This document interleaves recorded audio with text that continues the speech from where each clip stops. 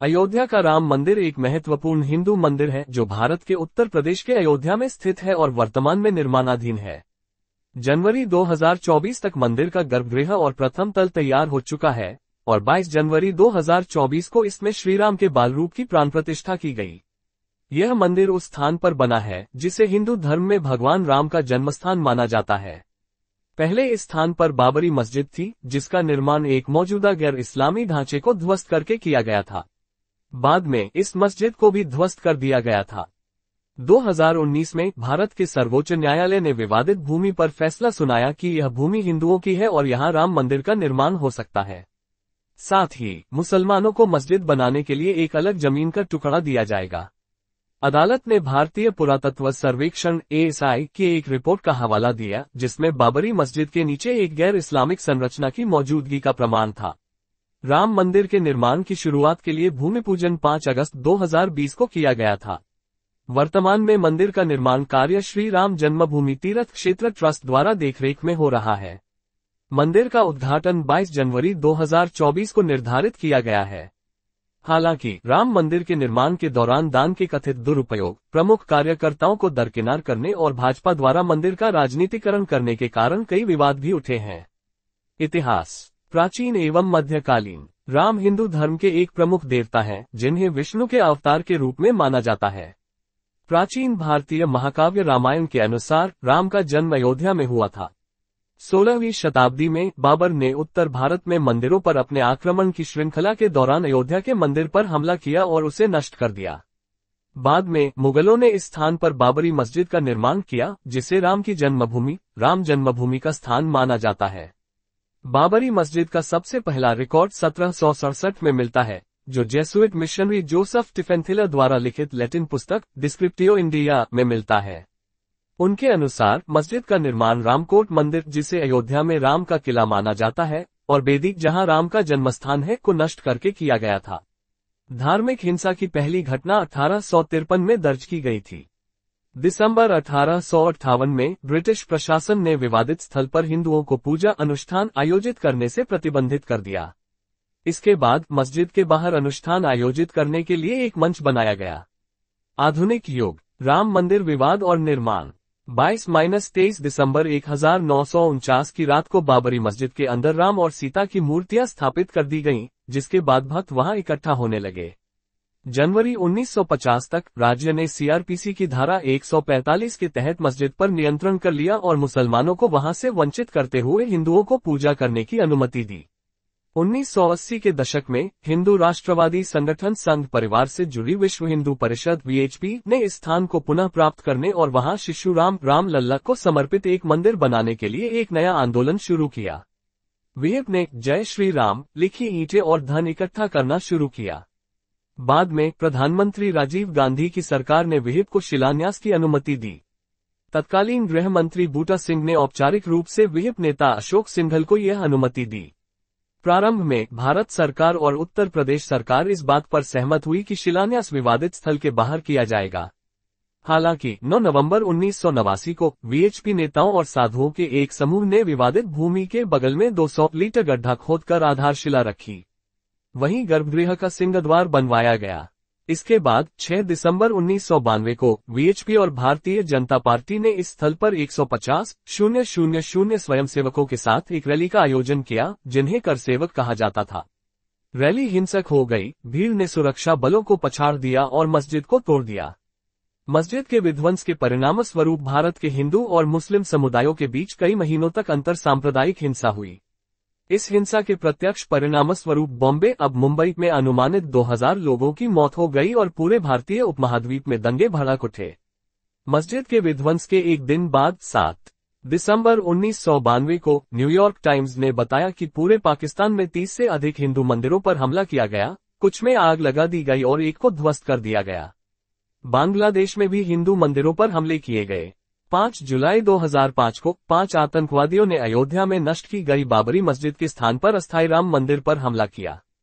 केंद्रीय reserve police बल CRPF के साथ मुठभेड़ में सभी 5 आतंकवादियों की मौत हो गई, जबकि एक नागरिक की भी मौत हो गई। CRPF को 3 हताहतों का सामना करना पड़ा, जिनमें से 2 गंभीर रूप से घायल हो गए। भारतीय पुरातत्व सर्वेक्षण ASI द्वारा 1978 और 2003 में की गई 2 पुरातात्विक खुदाई में इस बात के सबूत मिले कि साइट पर हिंदू मंदिर के अवशेष मौजूद थे। पुरातत्वविद के मोहम्मद ने कई वामपंथी झुकाव वाले इतिहासकारों पर निष्कर्षों को कमजोर करने का आरोप लगाया। वर्षों से विभिन्न शीर्षक और कानूनी विवाद हुए, जैसे कि 1993 में अयोध्या में निश्चित क्षेत्र के अधिग्रहण अधिनियम का पारित होना। 2019 में अयोध्या विवाद पर सुप्रीम कोर्ट के फैसले के बाद तय हुआ कि विवादित जमीन राम मंदिर निर्माण के लिए भारत सरकार द्वारा गठित ट्रस्ट को सौंपी जाएगी। ट्रस्ट का गठन अंततः श्री राम जन्मभूमि तीर्थ क्षेत्र के नाम से किया गया। 5 फरवरी 2020 को भारत की संसद में घोषणा की गई कि सरकार ने मंदिर निर्माण की योजना स्वीकार कर ली है। 2 दिन बाद 7 फरवरी को 22 नई मस्जिद बनाने के लिए 5 एकड़ जमीन अयोध्या से दूर धन्नीपुर गांव में आवंटित की गई। वास्तुकार राम मंदिर का मूल डिजाइन 1988 में अहमदाबाद के सोमपुरा परिवार द्वारा तैयार किया गया था।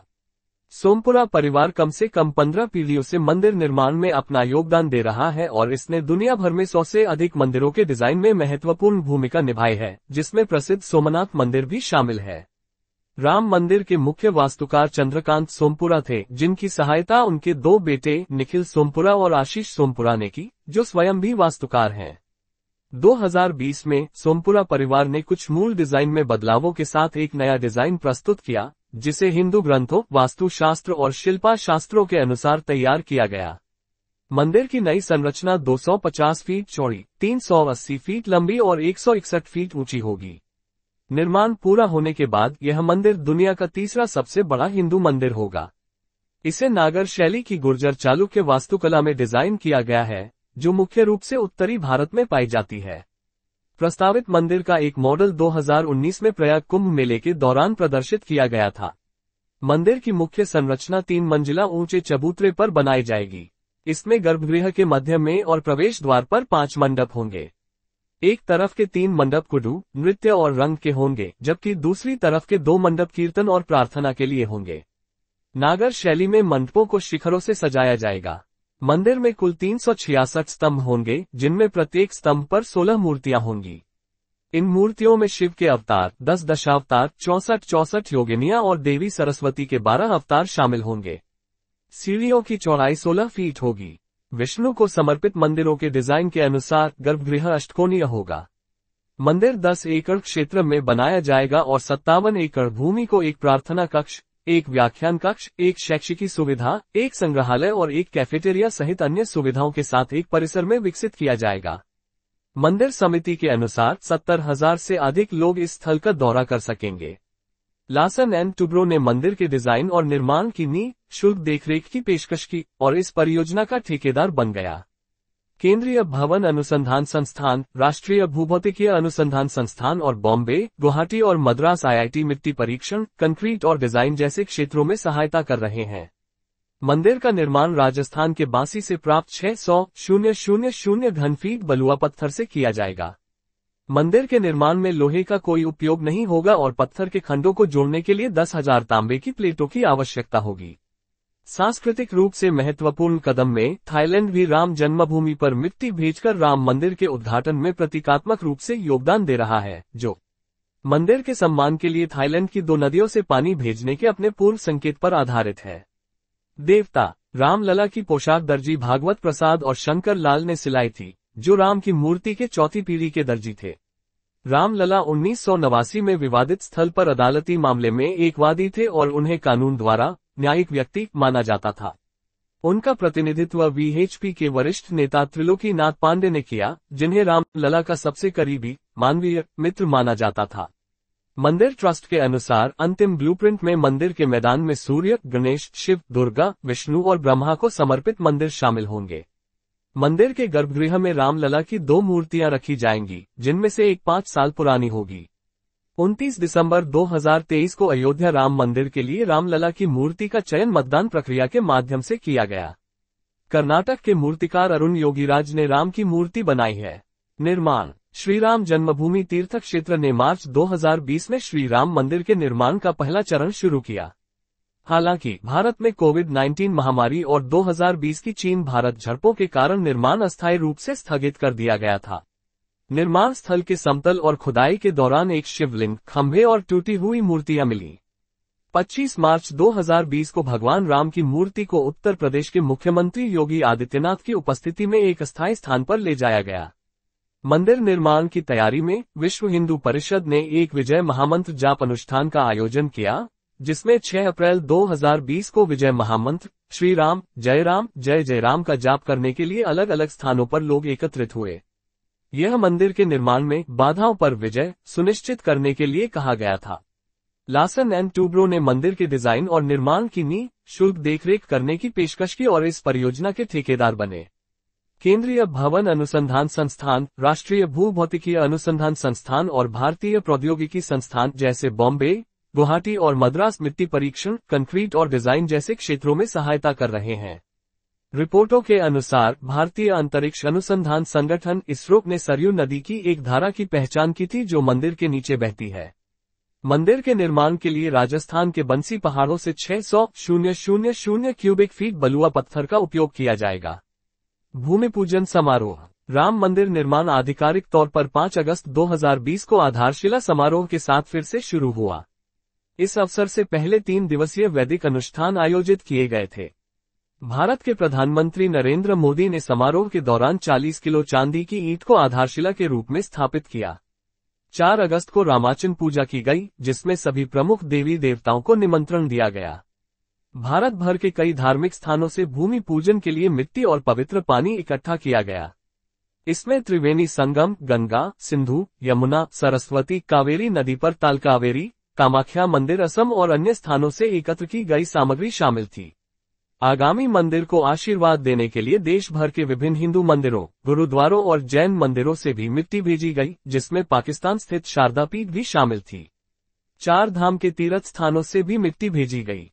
संयुक्त राज्य अमेरिका, कनाडा और कैरिबियन द्वीपों के मंदिरों ने इस अवसर को मनाने के लिए एक वर्चुअल सेवा का आयोजन किया।